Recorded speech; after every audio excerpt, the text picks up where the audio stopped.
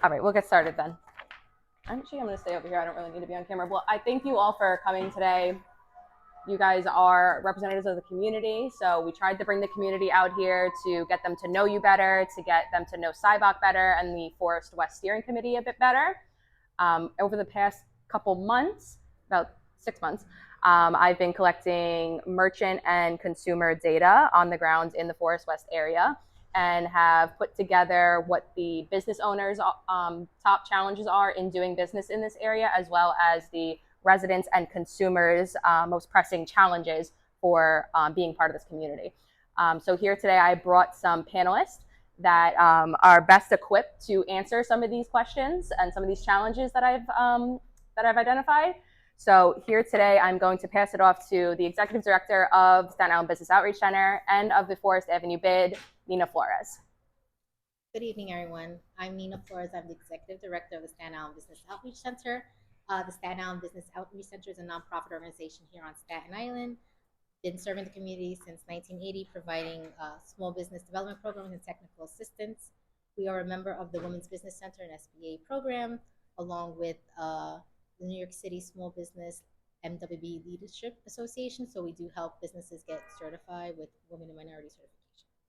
And we also manage and operate the Forest Avenue Business Improvement District on the other side of Forest Avenue, which just turned 20 years old. So we're here at Forest West. This is the Forest West commercial corridor, and we started working with them to help them formulate a business improvement district here. So they're interested, the property owners and some of the merchants that had came to us. We have a steering committee to explore Forest Avenue from Manor Road to Willowbrook Road. To become a bid, a SIBOC is going to go through many bid formation processes. So to have it formalized, it's not going to be overnight. It's going to take a couple of things. We have to do surveys. We have to do public meetings with the community and to get engaged with the community. So we're going to do a panel discussion now with our panelists. So I'm Nina Flores. I'm the Executive Director of Staten Island Business Outreach Center. And to my right is Stacy Kutros from Elon Nail. She's the owner. She is the steering committee member, co-chair. Kim Ungaro from Ungaro's Pizza, Korea, and she's also on the Forest West committee and co-chair as well. And to my left is Commissioner Rosanna Corona from Department of Transportation and Deputy Inspector Eric Gold from the 121 Police. Establish this right here so we can hear you guys. And try to hear you guys as well. All right. So SIBOC's recent outreach to Forest West merchants found that some of the top challenges that business owners face in this area are 1, access to financing, 2, finding skilled workers, 3, crime and safety, and 4, transportation issues. Nina, I ask you, what resources are available right now to business owners in order to address some of the challenges of access to financing and finding skilled workers? We are a good partner with New York City Department of Small Business Services. They do have a workforce arm, and they also have a business services arm. Our organization as well, we run a women's business center, and our business liaison at Business Outreach Center is a nonprofit microlender that can help businesses with microloans, because not the traditional banks, if they're a startup, won't be able to give them funding. So there is a nonprofit organization that does do that and provides the funding for that. And also SBS is a good partner, and they do workforce, they do training for any businesses that want grants for their employees, that do training as well, and they also have a loan fund. Thank you. Stacy, you are a business owner here in Forest West. You're also a member of the Forest West Steering Committee. How do you think in this role you can help bridge the gap between the needs of your fellow business owners and the resources that Nina has mentioned? Thank you, everybody, for coming. First of all, I think that it's important for the businesses in the area to, we all talk to each other. We all go to each other's places of work. So I'm always at Kim's. I go to O'Neill's. O'Neill, they get their hair cut, their nails done by us. So we're all a community within a community. And I think that being part of the steering committee, it's just formalizing what we're already doing. We're talking to each other, we're sharing resources, If there's a problem, we communicate that. We're letting them know where our issues are. They're doing the same thing, and we're finding that we have the same issues. And so that's really the genesis of this group, was to let's try to do something about it. I think what Stacy's saying too is like we're all live in our box, right? Our box is our business, and all the informal conversations that we all get to have with each other that no one has time to maybe all meet at once is good that we can bring it Yes. forward. Yeah. So Kim, actually, so many of the merchants here in Forest West express that safety is an area amongst their top concerns in this area as a business owner. Is this something you experience as well? Can you tell us a little bit about your experience in safety and crime when it comes to how it affects your business? I do experience it. I'm directly across the street from the Salvation Army, and the Salvation Army is wonderful. They give out free lunch every day from 11:30 to 1:30. But sometimes the people that get off the bus to go, and it's a little seedy, and sometimes they're hanging out front on the grass, and it's not really. You want to help people, but it's not really desirable right in front of your business. Deputy Inspector Eric Waldhelm, looking at your precinct's latest CompStat report, crime in the northwestern shore of Staten Island has been trending down in recent years. I believe there's almost a 24% decrease since you've been commanding officer at the 121, which we all love you for. Thank you for, of course. What measures do you think have been most prominent in driving this change in the area? Well, first and foremost, your numbers are accurate. It is a 24% decrease in overall crime the last 2 years, and it's something we're tremendously proud of. I'd like to take credit for all of it, but I can't. We have assembled a tremendous team of officers, sergeants, lieutenants, civilians over the past 2 years, unrivaled. They're motivated, they're eager to work, and they truly, truly love their job and giving back to the community. What that 24% reduction represents is a 75% reduction in shooting incidents and shooting victims, a 70% reduction in housing crime, that's NYCHA, Mariners Harbor, a 55% reduction in shots fired incidents, that's something when someone's not hit with a bullet, and 5 out of the 7 major crime categories that the FBI tracks, we saw a reduction in. It's not one prominent thing, it's probably 3 that contribute to that. One is the CompStat model. CompStat was created 30 years ago, this past April, and it's data analytics. It's put the cops where the crimes are happening, what we call as cops on the dots, right? So that revolutionized policing, and the CompStat model is a model that's used not only nationwide, but worldwide. You hear the term on the news, precision policing. We push precision policing. That's going after the small minority of offenders that are doing the crime. Right? 97% of people are going about their day. It's the 3% of people who are committing the crime over and over. The recidivism, you hear the mayor talk about it, and targeting those people. Lastly, I would say it's our relationship with the Richmond County District Attorney's Office. Unrivaled in any of the other 4 boroughs, I should say. The level of cooperation we have, the level of prosecution is unmatched. Goes hand in hand. Just those 3 things. And again, officers in my command, they're proud to work, have the opportunity to work where they live.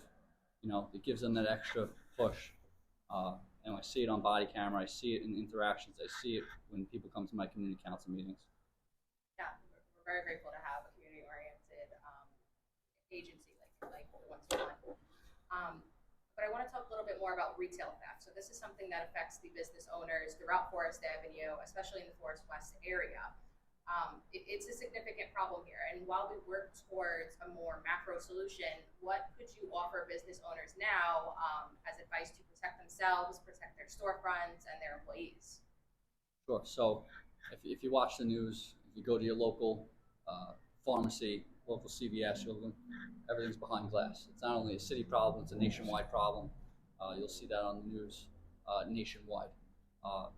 And locally here, that goes to, bail reform and recidivism, and how we tie the judge's hands and we allow people out without bail, no matter how many times they commit the same crime. Tips for safety: if someone's actively stealing from your store, do not try to interrupt them. Just call 911. We will put their hands on them. All right. I've seen countless times where people get involved. They get assaulted. They get stabbed. God forbid they get shot. All right. It's not worth the product on your shelf. It's not worth your life. Something we see for, we like to say liquor stores, jewelry stores, is the door lock, the buzzer. I think that's tremendous. You could stop people from coming in. You could also, if they do get in your store and they do commit a crime, you can lock them in, lock yourself, call 911. The faster you call 911, the higher the probability we could lock that person up. All right. We see with the bigger box stores, sometimes they wait hours, if not days, to call 911. All right. That really puts a burden on the detective squad that's already overworked. So if we can make a patrol arrest live, it saves the department a lot of work, and it prevents recidivism, because now the longer we take to report that crime, the more times that person is out committing that crime. Again, don't engage them. Please call 911. And when the police do show up, if we ask you to get in the car and to point that person out, please do, because oftentimes we have that person stopped, and we have to say that we had an ID procedure to the district attorney. We'll drive you past with the car. That was the guy that stole out of my store. Good to go. Thank you. Shifting gears a little bit to transportation, Commissioner Caruana, many merchants, residents, and visitors in the Forest West area complain of heavy traffic, lack of parking, and slow bus routes. Are there any current transportation improvements in place in this area that you could tell us about? That's a great question. So Staten Island is the most auto-driven borough of the five. Our transit is not the best, which is why most people prefer to drive. So on Forest Avenue, we've done on a lot of the major roads, Highland Boulevard, Amboy Road, is during the rush hour, we do have traffic signal prioritization. So I drove from Borough Hall, from Victory Boulevard, all the way here, and I barely stopped once for a red light. So what we'll do is we'll give more green time going this way, more green time going in the other direction. We don't like to touch parking on Forest Avenue. I know that, that's sacred. So we don't like to remove parking or make it or impede parking. I do know some of the things we did, and I noticed it coming here, right past, I guess, Du Bois by Pathmark. As you pass Pathmark, there's Target on your left. The street widens to 2 lanes in each direction. So one of the things that I always do, because one of my jobs is that when there's a new building going up, there's a builder's pavement plan that has to be filed with DOB. And there's certain criteria, certain standards that everyone has to meet. So for example, 5 feet sidewalks, curb alignment with your adjacent location. And when any of the builders want a waiver of any of these items, they come to me. So I only see the waivers. I don't see the builder's payment plan, that's DOB, but I do see the waivers. And what I always stress and require is that if it's possible, we have this, what we call a street widening line. If you look at the BPP plan, you'll see these dotted lines around the building. This is where the street widening line is, which means that the street could be widened to this location. So you'll notice here, coming here, the street widens by Target. Why? Because when they were developing that shopping center, we required them to widen the street. So now we have 2 lanes in each direction, right by Target. And just by looking at it, I know exactly why that is, because we required them to widen the line, the travel lanes. Same thing on Richmond Terrace. New development goes up. We have a very wide widening line on Richmond Terrace. We'll ask them to build out, expand the street to the widening line. We did that here. So what I would do is if there was new development happening on Forest Avenue, I would tell them build out to the widening line. So the more we do that, you connect the dots. You know that expression, it takes a village. The more I do that, you connect these streets and the wider it becomes. Other than that, I mean, traffic is difficult. I know that this school sometimes generates some traffic in the morning, like every other school on Staten Island, not just this school. But when you're located on a very busy stretch like Forest Avenue, you feel the impact's worst. So, everyone will know, probably your traffic enforcement police will also realize the mornings are the worst by the schools on Staten Island.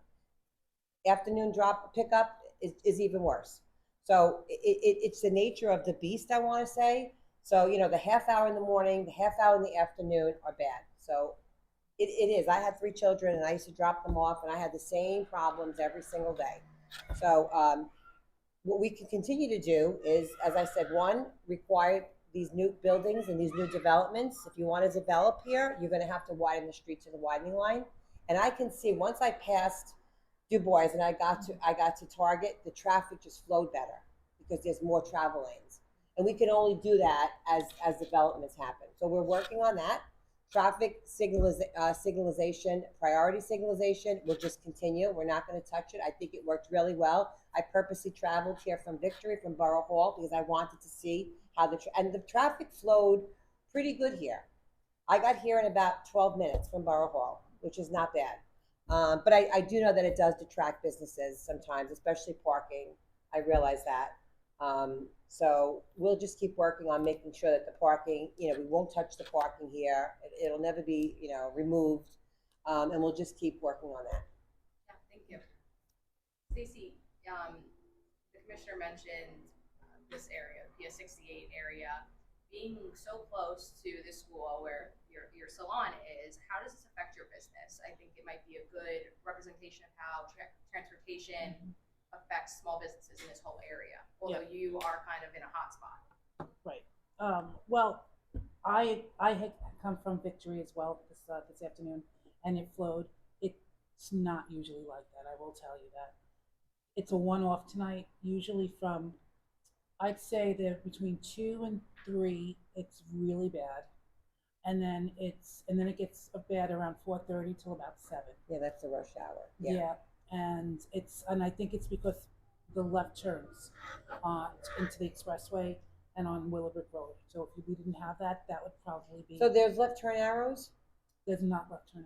There are left turn arrows. There's left turn signals, yeah. Yeah. So, it's just so they just back up because it's, yeah, you know, the problem with, even if we wanted to put a dedicated left turn lane there, which I think we do have a partial storage lane, yeah, we means we have to take away from the moving lanes, and we don't want to do that. Yeah. So you fix one problem, you create another, you're just moving the problem from here to here. Yeah. So in order for us, we don't have a lot of storage space. We call it storage space. So if we could store 2 or 3 cars at that, and then everybody else just kind of spills over, and then you just stop a lane of travel. So we can look at, you know, with our engineers to see whether or not we can widen some of these intersections so that we can provide more storage space.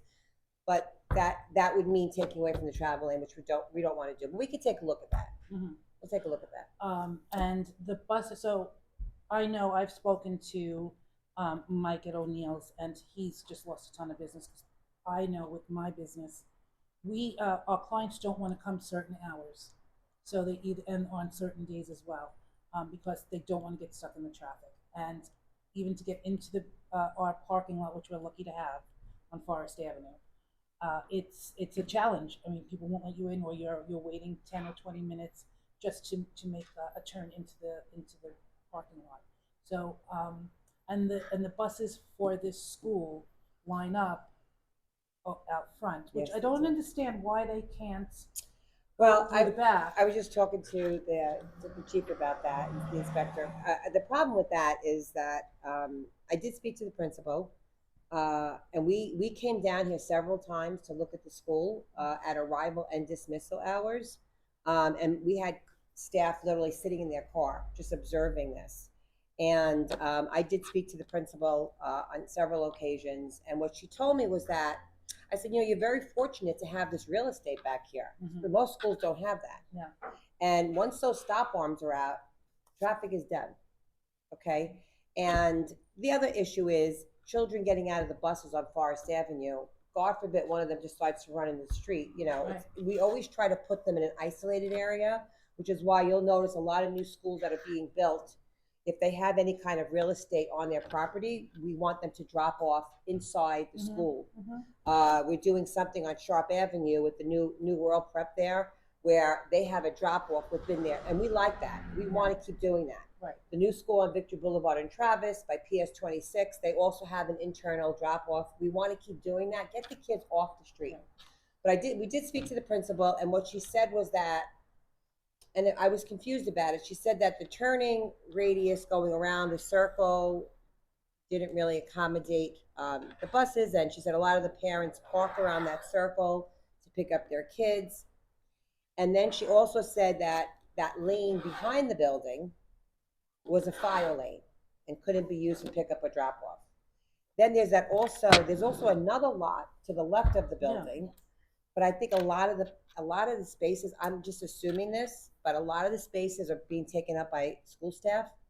So I mean, here's our philosophy at DOT is that we don't really provide a lot of parking for staff. We don't give them a lot of placards. A lot of them want these placards in front of the school buildings. We like to keep the front of the school buildings clear for two reasons. One is we don't want any child having to be a car coming and not seeing a child darting out between parked cars. So if you don't have cars parked in front of a school, you don't have that issue goes away. Secondly, as you can probably attest to this, is when there's an emergency, you want that lane opened. So if PD's got to get in there, an emergency or an ambulance or FDNY, that lane has to be opened. And so that's why you'll see no parking in the school hour regulations.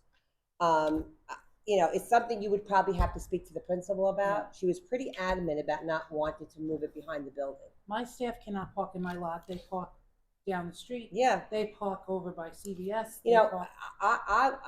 I agree, but because that's not our property in the school here, I can't dictate what to do. But I had very strong conversations with her where I said try it behind the building, but she kept saying that it was a fire lane. She couldn't use it. And that I think that a lot of the parents park along that circle. They park in my lot as well, and then my clients can't get in. And here's the problem. Here's the other problem. Coming out of this facility, which we noticed, people trying to make a left onto Forest will never make that left. And what they do is they're backing up cars, so it spills out onto Forest. So you have the circle here. Cars trying to get in around the circle, they're stuck here because this car is insisting on making a left. I recommended that she install, we would do it for her, no left turn signs. Because they shouldn't be allowed to make that left. First of all, it's dangerous. They got to go across 4 lanes of moving travel. I don't think that ever happened, but I did say to her we should ban that left turn and only let them make rights. Because if they only can make rights, that traffic's going to flow. So it's flowing out onto Forest. So you have that. You have cars trying to make a right. You have buses. So it's this whole circle over here. So I would say, speak to the principal. Maybe, you can ask for a meeting with her. I agree with you. Yeah. I agree. Victory and Cloak, you had to put up the Jersey barriers.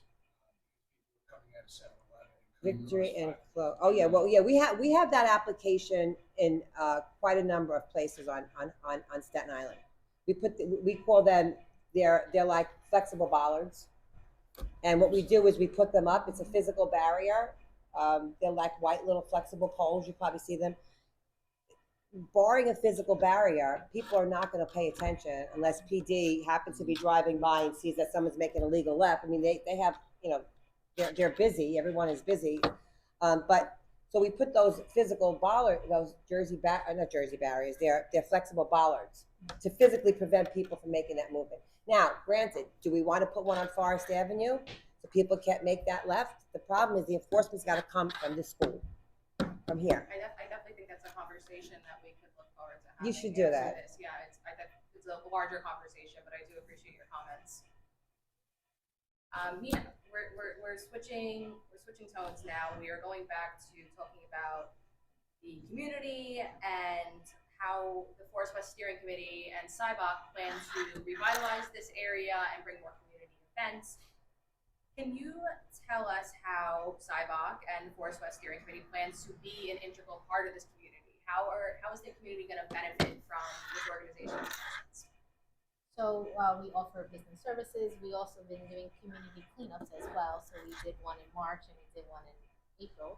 We did the whole corridor from Willowbrook down to Manor Road, which was very nice. And the residents were very receptive. They were saying thank you for cleaning up. Even some residents came up and came say, "Oh, I want to clean my neighborhood." Good. So having that community presence, working with the merchants, providing them any legal information, if any city regulations or state regulations, we're here to help them with that as well. Just trying to help the community grow and offer events, hopefully have something in the holiday for them, maybe some holiday lights or a community event like a tree lighting or something like that. Something to engage the merchants and the residents as well to make it a nice hometown feel. You've been at the Forest Avenue bid for some time now. Can you tell us about what changes you have seen come to that area of Forest Avenue since the bid has been there? Since the bid's been there, this is our 20th anniversary. It's very community oriented. The residents and the merchants all work well together. So the community does support the small businesses there. They love the mom and pop shops. They'll go and support their local businesses. And they enjoy the community events that the Business Improvement District provides, whether it's a spring stroll or we have Santa Claus drive down Forest Avenue, and just having events for the community and having them come support the local businesses. That's what they really like, and the businesses always are receptive to. So if someone comes that a school needs a donation, the business owners are at open arms, gives them donations for any kind of community activities that there is, which is a nice combination. Thank you. Deputy Inspector, to what extent does your agency look to develop relationships with the community? With this community being in a developmental era, what role do you see the 121st Precinct playing in that? So, developing community relationships for the department as a whole is a top priority, right up there with crime reduction. About a decade ago, we started the neighborhood policing philosophy, which is NCOs, your neighborhood coordination officers, your YCOs. Now we've expanded to your youth coordination officers. It's essentially bringing the beat cop back, from the 80s and 90s. It's the same cops in the same sectors, in the same neighborhoods, day in and day out. You get to know them, they get to know you. And it's things like this. Precinct commanders coming to local meetings. It's hosting community council meetings, going to community board meetings, going to clergy meetings, and even on a smaller scale, local build-a-block meetings, which the NCOs run themselves. It's pretty much like a community council meeting just for that specific neighborhood. But again, top priority. Yeah, I appreciate that. What would you say is the best way for the community to interact with the 121st Precinct? How could they give you their input, without calling 911? What is the line of communication? Always come to our community council meetings. It's the second Wednesday of every month at the precinct. We have plenty of room. We generally average 50 to 60 people. It's one of the larger community council meetings on Staten Island. And again, you have the smaller build-a-block meetings once a quarter in every sector. And your NCO officers run that. The steady sector officers will be there. You'll get to meet them, talk to your concerns, and it'll be just people from your neighborhood. Community council is the entire command. Build-a-blocks are smaller, more intimate. And again, I'll give out my cards. You guys can email me. I'm very responsive to email. My phone number's on there. I'm very proud of the relationships and how well we're able to respond and handle concerns from the community. Yeah, I appreciate that. That does wrap up our formal questions, but I am going to open up the floor to people that we do have here. If you have any questions, feel free to take your shot. Just wanted to apologize for being late. I couldn't find where exactly we're supposed to be. That's not a problem. I'm from Councilman Hanks' office. Well, that would be it. And I do thank all our panelists again for your time being here, your great answers, and your dedication to this community. Thank you.